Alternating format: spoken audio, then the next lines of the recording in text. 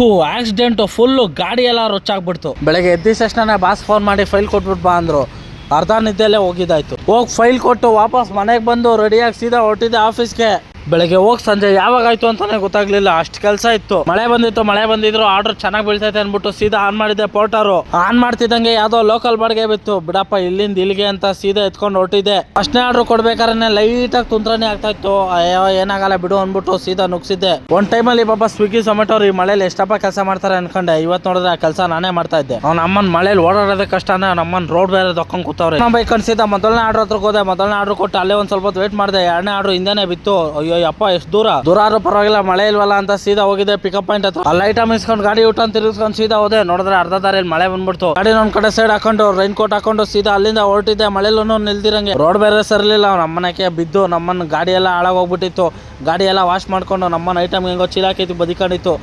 ಅದನ್ನ ವಾಪಸ್ ಕೊಟ್ಬಿಟ್ಟು ಸೀದಾ ಅಲ್ಲಿಂದ ಹೊರಟಿದ್ದಾಯ್ತು. ಅಲ್ಲಿಂದ ಅವ್ನ ನಮ್ಮ ನಾಗರಬಾವಿವರೆಗೂ ಯಾವನ್ ಖಾಲಿ ಬರ್ತಾನೆ ಅಂತ ವೇಟ್ ಮಾಡಿದೆ. ನೋಡಿದ್ರೆ ಬೆಳ್ಳಂದೂರ್ಗೆ ಒಂದು ಆರ್ಡರ್ ಬಿತ್ತು. ಸೀದಾ ಎತ್ಕೊಂಡು ಅಲ್ಲಿ ಕೊಟ್ಟು ನಮ್ಮನ್ನು ಖಾಲಿ ಬಂದರೂ ಪರವಾಗಿಲ್ಲ ಅಂತ ಲೇಟ್ ಆಗಿತ್ತು ಅಂತ ಸೀದಾ ಮನೆ ಕಡೆಗೆ ಬಂದೆ. ಇಷ್ಟೇ ಇವತ್ತಿನ ವಿಷಯ. ಮತ್ತೆ ಸಿಗೋಣ.